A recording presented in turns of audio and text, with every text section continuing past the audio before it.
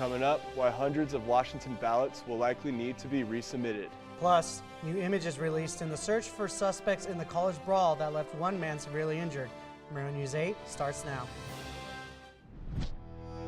From the Northwest Public Broadcasting Studios on the campus of Washington State University, this is Murrow News 8. Hello and welcome. I'm Sam Fulton. And I'm Jose. With Election Day just 6 days away, the U.S. Postal Service has just reported that hundreds of local Washington vote-by-mail ballots have been lost. We're sending it over to our reporter Emma for the incident. Yes, that is exactly right. This news comes just days after ballot boxes in Vancouver and Portland were burned, which destroyed hundreds of ballots. After the county's vote-by-mail ballots were sent out on October 16th, Whitman County Auditor Sandy Jamison says that there are around 250 ballots that are missing. She says that the main mailing center in Spokane processed these ballots and marked them as successfully scanned, but they were never delivered.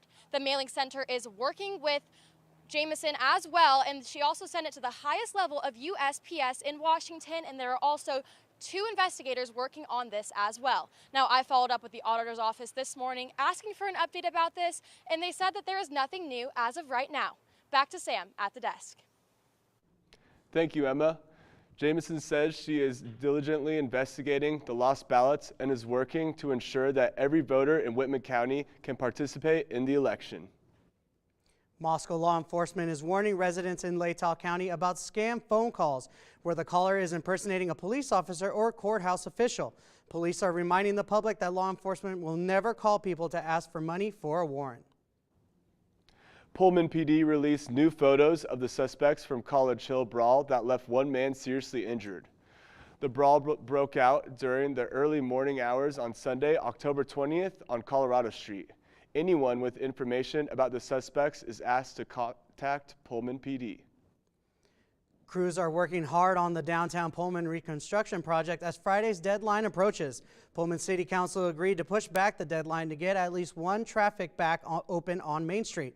Main has been closed since April, so crews can rebuild the underground utilities, install new wider sidewalks, and repave the street. Main was initially scheduled to reopen in mid-October, but excessive contaminated soil discovered under the street slowed the work. The Washington State Department of Transportation cut the ribbon on the new passing lane segment today on State Route 26. The project was recently completed, adding 4 passing lanes on hill climbs between Colfax and Dusty. The ceremony took place at the Palouse Empire Fairgrounds. A GoFundMe has been created to raise money for the mother and stepfather of Madison Mogan, one of the 4 University Idaho students killed in 2022 murders. The money raised will help the 2 attend suspect Brian Koberger's murder trial in Boise, covering travel costs and any wages lost. Pullman Regional Hospital has investigated with Palouse Medical, allowing both to operate using Pullman Regional Hospital's electronic medical record system. This will give patients joint access on the MyChart app. Another Pullman business has closed for good. Another Round Brewing on North Grand Avenue has gone out of business after opening just a few years ago. According to the brewery's Facebook, the owner stated they didn't have enough time and resources to continue with the business. Halloween festivals kick off tomorrow. What events are taking place and where? And we're losing even more daylight soon. When that's happening next. 1 in 3 adults has pre-diabetes. 1 in 3. That means it could be you, your favorite brother, your other brother, you, yes, your football buddy, your football buddy, you, the boss's boss. If 1 in 3 adults has prediabetes, that means it could be you, your barber, your barber's barber. Nice work. Thanks. You, your plumber. Breathe right into your foot. Your plumber's masseuse. Yes. You, your dog walker. On your left. Your cat jogger. Or you, your co-pilot. Your co-pilot's co-pilot. While 1 in 3 adults has prediabetes, with early diagnosis, prediabetes can be reversed. Take the risk test at doihaveprediabetes.org to know where you stand. WSU Sports Management senior students are hosting a free Halloween carnival tomorrow from 4 to 7 p.m. at the Pullman Parks and Rec Center. Bring your kids for trick-or-treating, bingo, arts and crafts, and an exciting special event hosted by Pullman Donut Shop. With daylight savings coming to an end, get ready to set your clocks back and gain an hour of sleep at 2 a.m. on Sunday, November 3rd. Although the clocks going forward in spring is a more difficult adjustment. According to experts, fall time change can also disrupt sleep, so start adjusting your bedtime routine now. The health advisory for unsafe water in the lower Snake River has been lifted and the water is now safe. The advisory was put in place in August for a toxic algae bloom between Nisqually John Landing and Little Goose Dam. Officials say the river water is now safe. Something else is in the air, and it's not just the chilly weather. Our reporter Brooke has more on these winged visitors. You may have noticed swarms of tiny, mysterious blue insects flying around outside. Some people call them woolly ash aphids, other people call them smoky-winged ash aphids. Woolly ash aphids are small sap-sucking insects that feed on different plants. And while some aphids are agricultural pests, others aren't really an issue. They're kind of a nuisance in that, like, yeah, you'll breathe them in, you'll swallow some. It's not really risky to do that. We eat lots of bug bits in all of our food without knowing it. Riley Reed is a PhD candidate in the honeybee program at WSU. He says the type we're seeing most often are mostly harmless. You know, your average person, they don't pose any risk. They're just kind of sticky. So why do they seem to appear in such high volumes around the same time each year? These ones spend most of the summer feeding on the roots of fir trees. Around this time of year, they're migrating back to their primary host, which are ash trees. The swarms you see are working to mate before the females head to the ash trees to lay eggs before dying off in the winter. At this point in the year is when their population is at its highest, so we're going to see a lot of them as they're moving around. Those eggs will make it through the winter, and in the spring, they'll hatch out into females that will repeat the process. You may have also noticed some of the bugs catching onto your clothes or your skin. They stay in the same general area. They're not very strong flyers, so they rely somewhat on wind to carry them, but they're not going to move necessarily great distances. They're going to go, between the closest trees they can find. And the species also have an unexpected companion. Ants and aphids, they have a kind of a cool relationship where ants farm aphids. So aphids give them honey to, in exchange, ants will protect them. Any bug bigger than an aphid wants to eat the aphids. They're an easy food source, but the ants will protect them and chase off like ladybugs. In exchange, they get the aphid, essentially their feces. Their main excretion is honeydew, which is basically sugar water. The numbers we see depend on the weather each year, but it really boils down to how healthy their tree hosts are. So once the winter weather rolls in, they know it's time to move on. Thanks, Brooke. Well, it was chilly getting to class today. It was. Olivia, is it going to get any chillier? Yeah, thanks, Jose. As we can look today, there's going to be a high of 50 and a low of 34. So we can kind of see it's getting a little bit colder, but right before daylight savings, we can see that even the sunrise is coming up later and the sunset is setting earlier. And then tomorrow, Halloween, we can look at getting a little bit colder as a high of 46 and staying pretty much the same at night as a low of 37.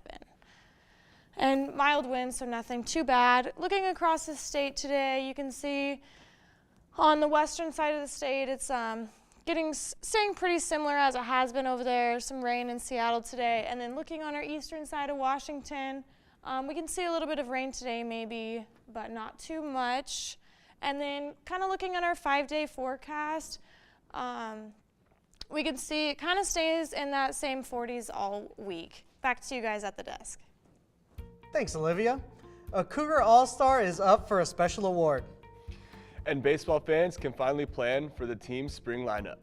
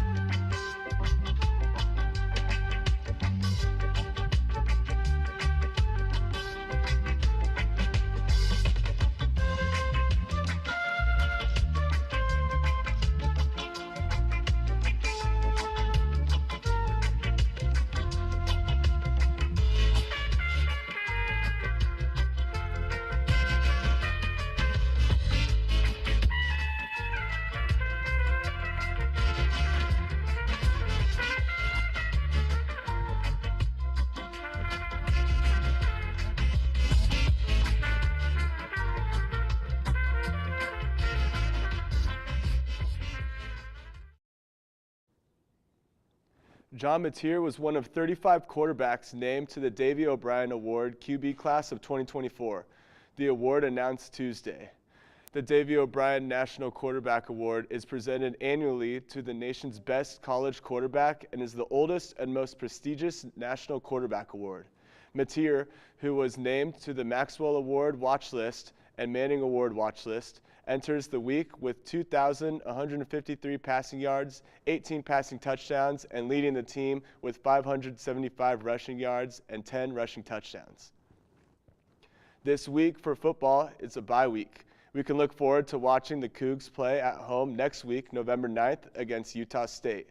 Kickoff for this game will be at 7:30 p.m. WCU Volleyball heads down to Southern California to play LMU, who is 8-1 in the WCC play tomorrow at 6 p.m. Then Saturday, they will play Pepperdine at noon. Pepperdine is also 8-1 in their WCC games. As cross-country season comes closer to an end, the cross-country team will head to the WCC Championships this weekend in California. And basketball season has officially started Monday with the men's and women's doubleheader here at Beasley Coliseum. The women will play Eastern Washington University at 4 p.m. Following that game will be the men's versus Portland State at 8 p.m. WCU baseball will open the season at Arkansas, competing in the Clayburgh Bank College Classic in Texas, facing Iowa in a non-conference series and hosting 6 home series at Bailey Brayton Field in 2025. The Cougars will also host 5 Mountain West Conference series in their first season competing in the Mountain West Conference.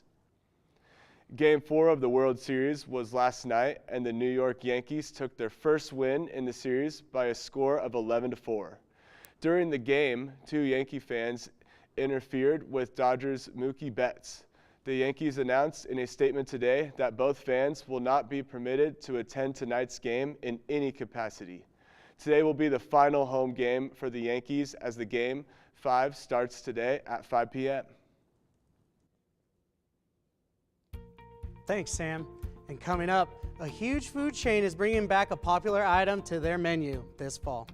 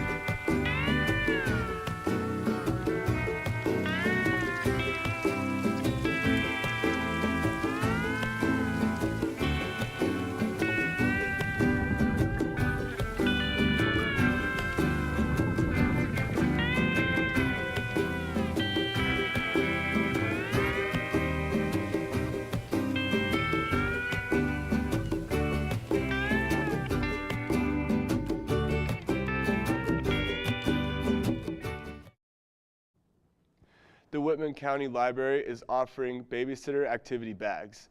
The backpack bags include books and toys that were donated by Girl Scouts troops. McDonald's is bringing back the spicy chicken nuggets next Monday. The nuggets are breaded in a crispy tempura coating and spiced with a blend of cayenne and chili pepper. They will only be available for a limited time. And that's all from us. You can catch us next week or on Friday and follow us on our socials. Thank you.